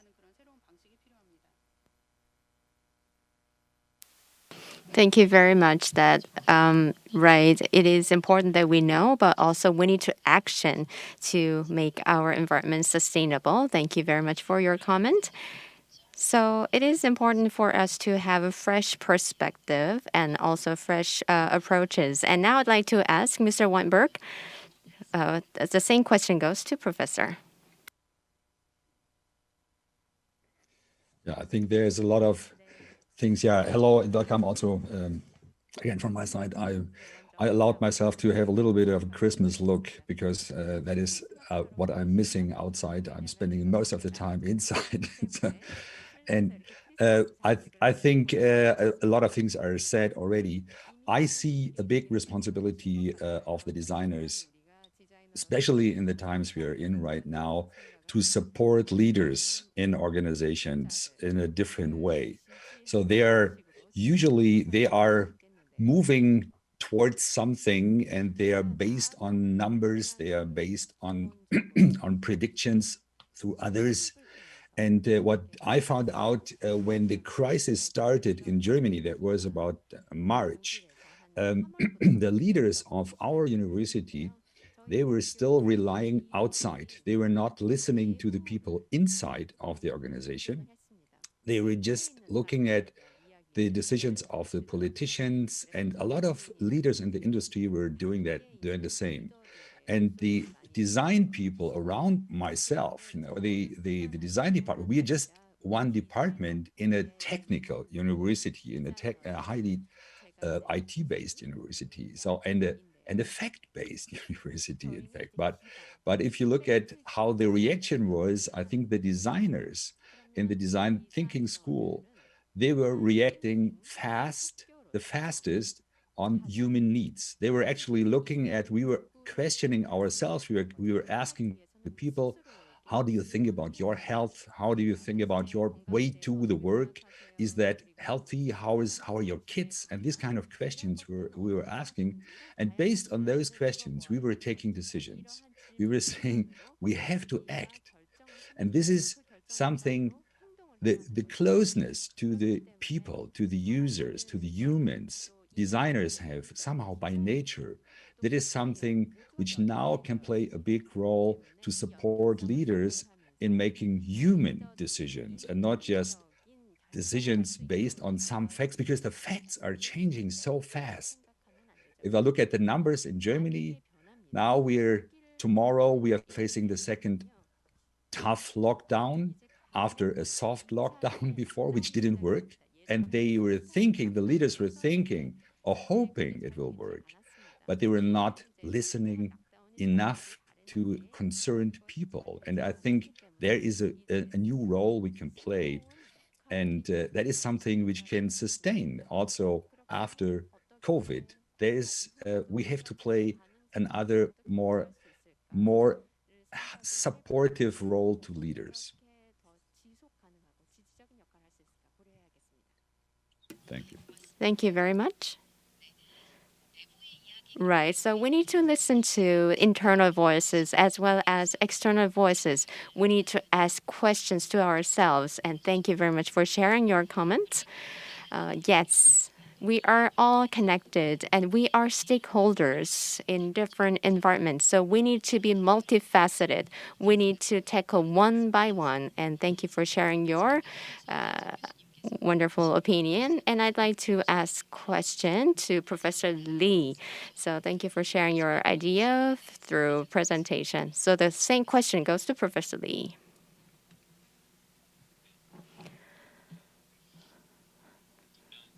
Right, let me answer the question. I think we are going through the same stage, and starting from me as a designer, by going through the COVID-19 early this year, I was quite strained because I regretted what roles can designers play as designers. But we can't be just sitting or being stressed. We are given this COVID-19 situation,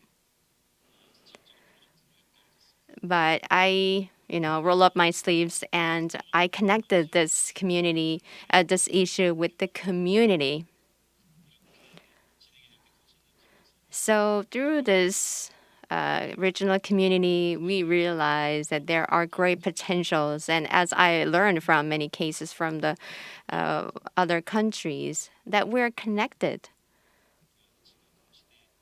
And in this era, there are small problems that we need to tackle, but this doesn't remain as one issue. And this issue can be solved through many approaches. And if we aggregate the small changes, then although one change can be small, but it can be effective, it can be practical, and it can be transformed into a very practical and a big wave. Although it's a small change, and it will open a bigger world for us. And there are the roles required for creative people like us. So we need to make changes required in the times that we are living. So we have to go back to focus on small issues that we face. Thank you very much for Professor Lee. So in this connected era that we are living this era together. So this is not only about our issues, but the issues that the world is facing.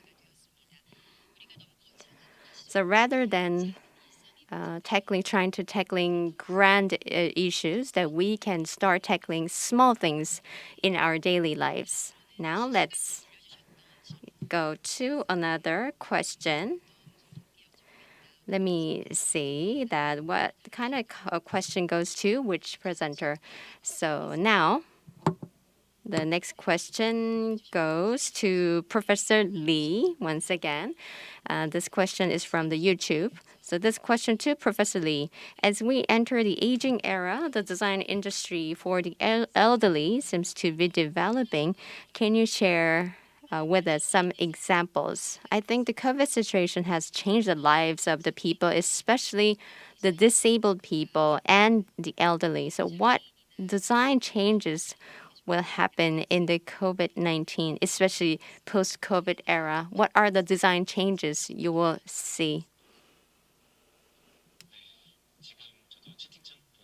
Yeah, I'm also looking at the chatting box, and I'm sorry that I noticed that there were some volume problem, a connection problem from my end. Sorry for that. I'd like to think about the post-COVID era. Then our generations will grow older, and this phenomenon will not only be in Korea, but also in the globe. Then this will be a time, there will be a age coming that we have to think about the values of the humankind, and we have to better take care of the elderly and also the young people. And the designs that we have to pursue are, as you could find from my presentation, the answer lies in the community, and the direction is community design and healthcare design services. There are many areas we can use IT technologies, and there must be following administrative tasks that we need to follow up. So the designers like us have to catch up with the changes of the industry, but at the same time, we need to emphasize with the people. Thank you. I can see that Professor Lee's connection is sometimes dropped, and please understand. This is actually the first time that we are meeting together. I checked the volume before many, many times. However, I'd like to apologize for any inconvenience that this audio dropping occurring. But I could see that his mouth and I could see the meaning from his mouth shape. I was able to read his lips. So he shared us good examples, and he mentioned about comprehensive designs. The OECD releases tolerance indices, and the discussions that we are having today are about tolerance. We need to emphasize with many people, and we need to embrace many people with design. Thank you.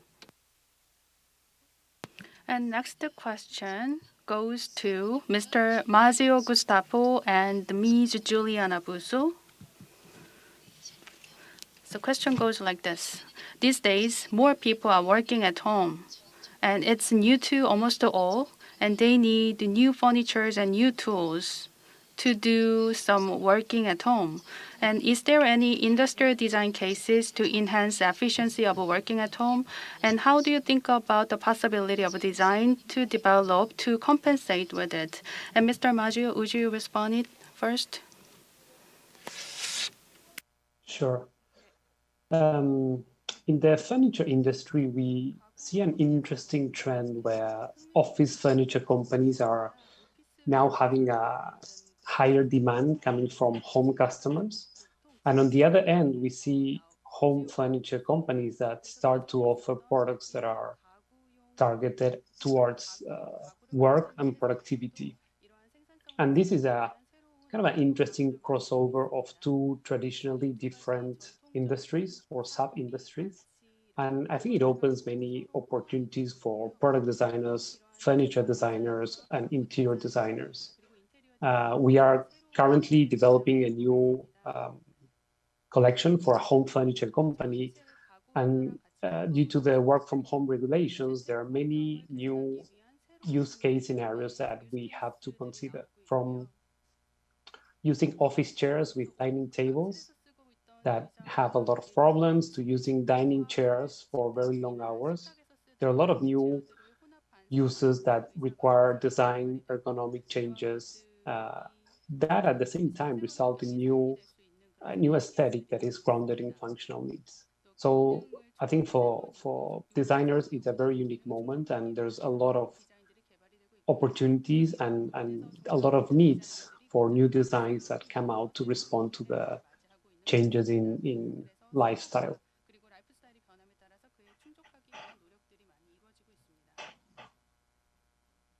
Thank you for your answer.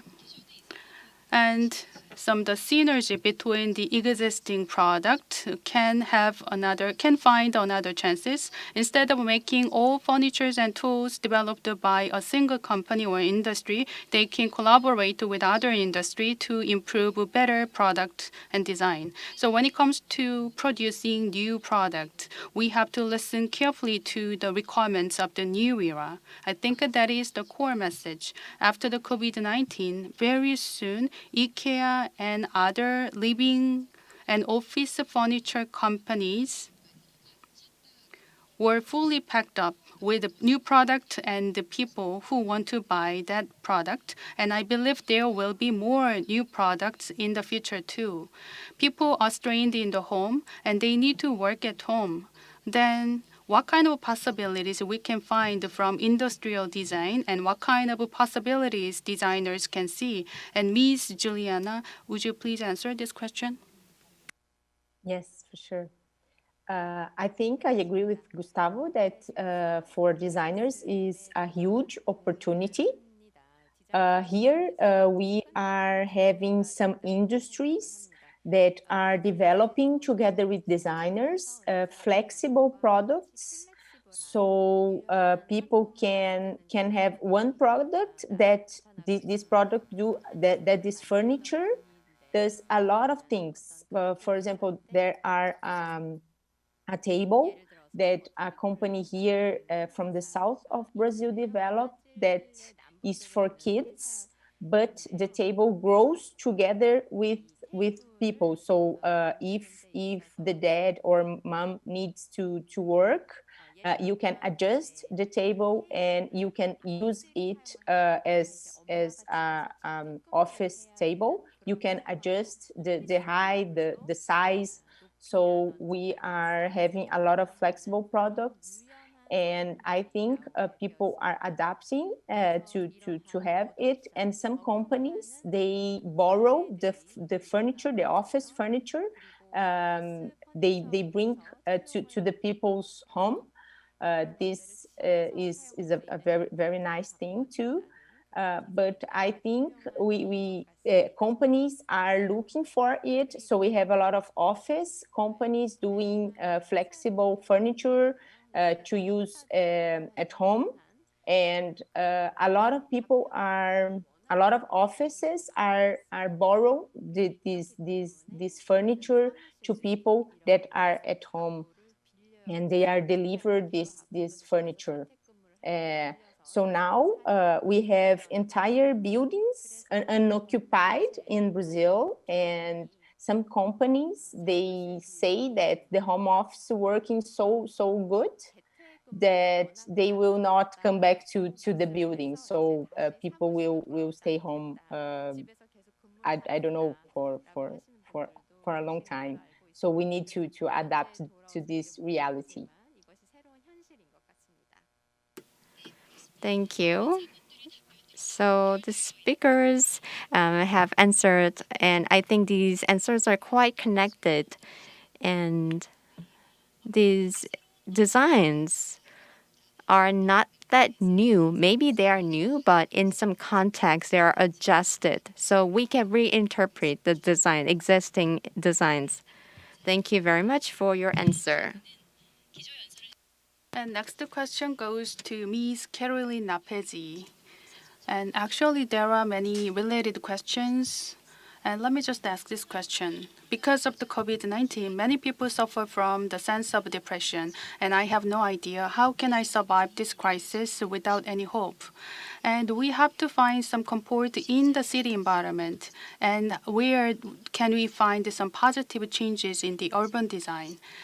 Can you please answer the question? Yes, thank you for your question.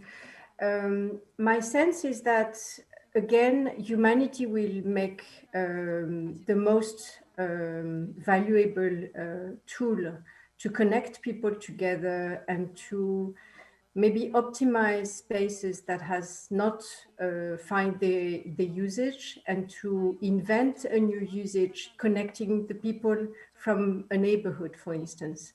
So, because my sense is that we will face a huge economic crisis after this lockdown, and that we better optimize what we have by recreating with humanity, with bringing people together, citizens, but also, as Professor Weinberg said previously, to really influence the politics, to understand that people can also have ideas, and how we can bring these ideas to real by connecting people together with designers, with philosophers, with thinkers, and to recreate usage in different locations in the city.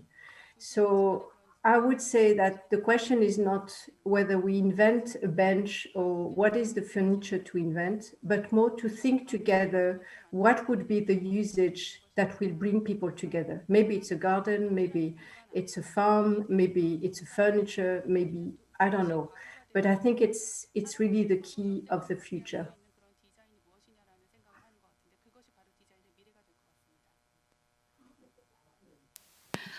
Thank you. I think that's very add an important idea? thing. since that it is a panel discussion, may I add an idea, because I was listening to you, and I agree with most of you. And one of the big challenges we are facing right now at our learning environment is how to set up a hybrid environment, how to set up something which is connecting people who are online with offline people in an eye level way. So that is not there. There is a huge design challenge, and I see that is coming up not only for learning environments, but also for working environments. And I'm, as a teacher, as a professor, I'm a part of a learning environment, and I see the daily we are missing technologies, we are missing right designs, which are actually connecting people in a right way. And I think connectivity is the key thing for us as designers and design thinkers for the next month and probably years, to bring the right way of connectivity in the digital and analog world and connect both. Thanks. Thank you for adding your comment. Yes, it's true that there are physical environment and also the online environment. We have to consider both. So we have to take care of each other, and also Ms. Caroline said that the solidarity is also important. So we're living in this hybrid world, and we need to better connect with more people, whether it's analog or whether it's digital. We should not create a gap. So when we design, we have to think about the people who are living there, who are staying there, and how they're connected. We should make sure our connectivity is not broken. And this is the role that designers can take together.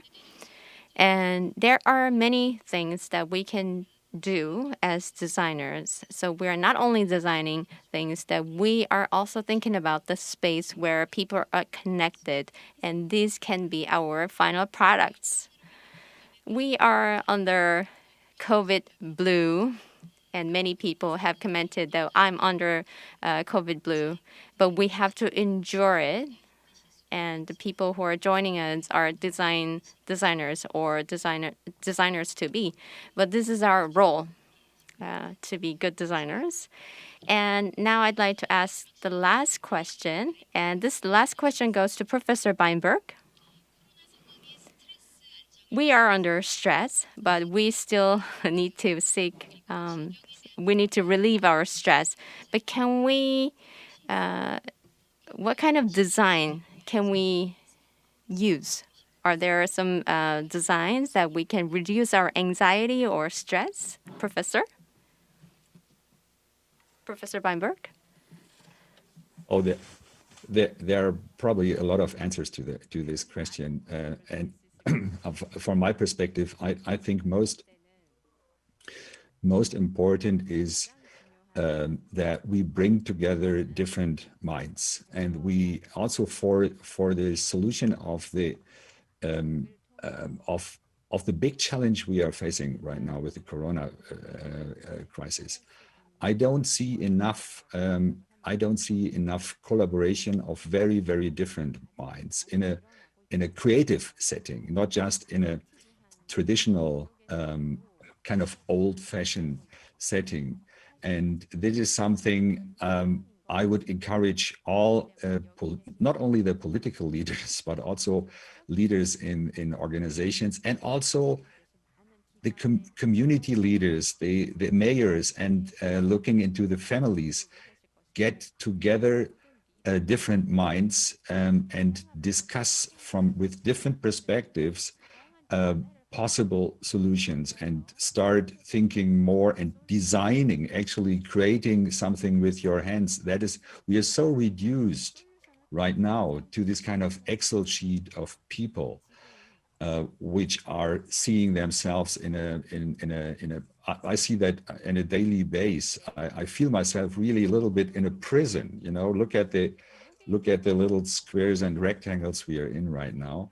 And we have to relieve ourselves out of these kind of thinking prisons And that is the easiest way to do is to connect with people, try to get a piece of paper again, try to get some pen and try to draw something, try to imagine some solutions and do this collectively, collaboratively, not just alone, and do it in a way that is physical. And it's, for me, it's so relieving also to not just be in a digital environment all the time, even if we are offering ourselves, our team and also our students, highly interactive, creative environments. But I'm actually looking forward to 2021, to after Corona times, when we are able to physically gather again.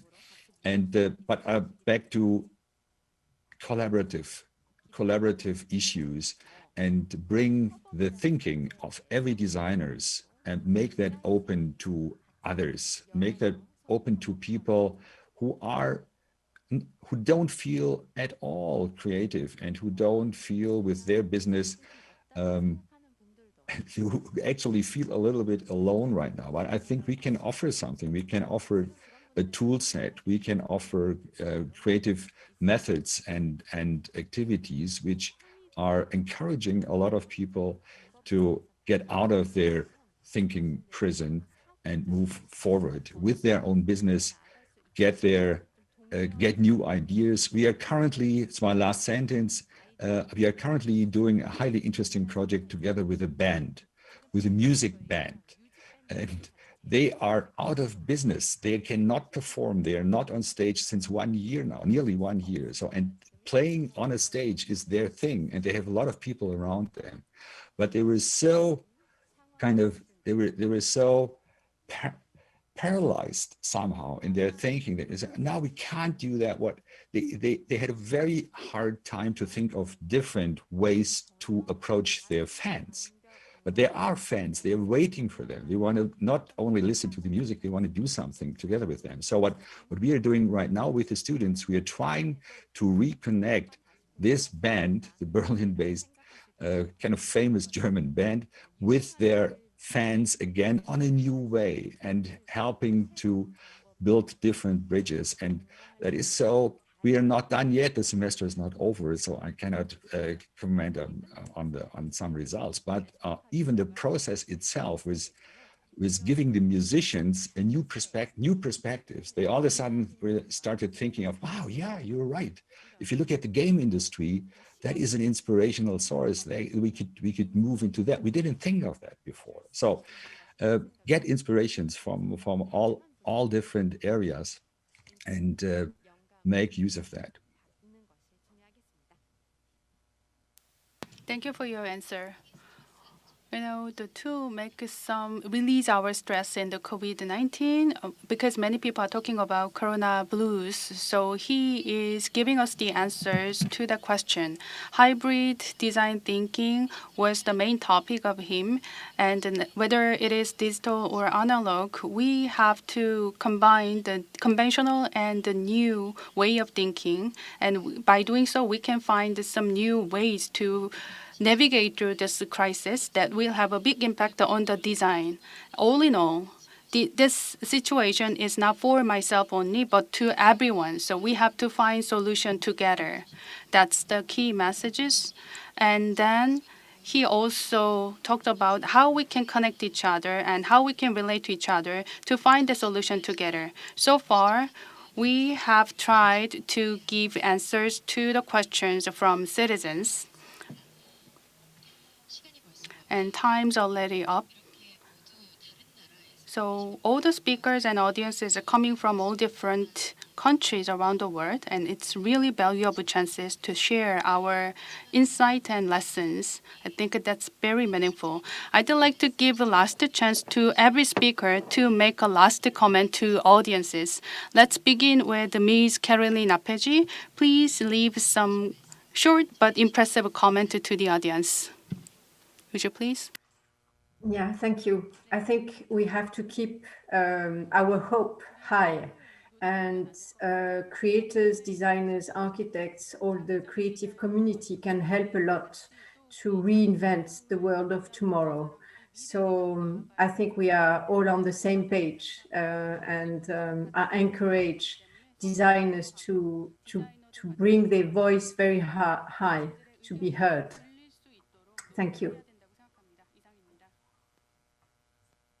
Thank you very much. Let's move to Ms. Juliana Buso.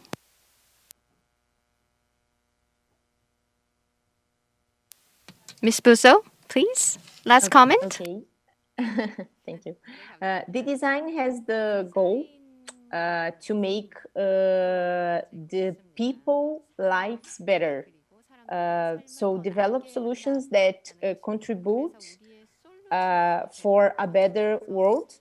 And I think the most important thing is that each one has to think in doing your best and think about next, waste less, smile and love more, and for sure be calm.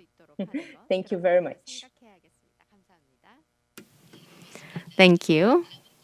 And Mr. Gustavo Maggio, please. Yeah.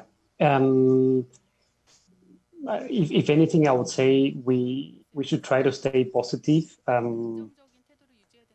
There are, despite all the limitations and difficulties that we are experiencing with this pandemic, there are a lot of opportunities at the same time. And for example, the amount of content that is now made available for everyone to access. If you want to learn something new, a skill, a language, whatever you want to learn now, the amount of content that is available has never been like this before. So look at the bright side, look at the new opportunities that are arising. And at the same time, I think it's important for all of us to pause. I think we're all very busy usually in our lives with our work. And it's, at least for me, it has been the perfect opportunity to make a pause, rethink the priorities of what we have been doing in our studio, and recalibrate our ideals and our goals with what we actually do on a daily basis. And I think it's a perfect time for all of us to do this and recalibrate and align our desires with our daily actions.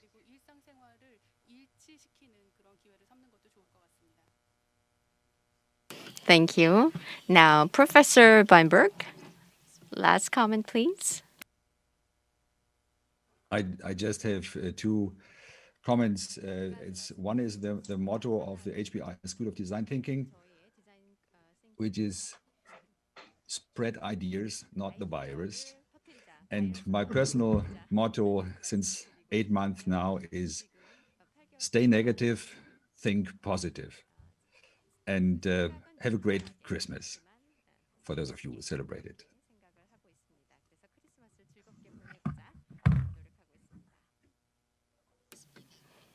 Thank you. And now I'd like to ask Professor Lee. I think we had some sound issues. So unfortunately, it's difficult to hear his voices, but I'd like to say goodbye by asking him, waving goodbye. Can you hear me now? It sounds clear. I feel very unfortunate that my connection was not good, and I hope my final comments can be heard well.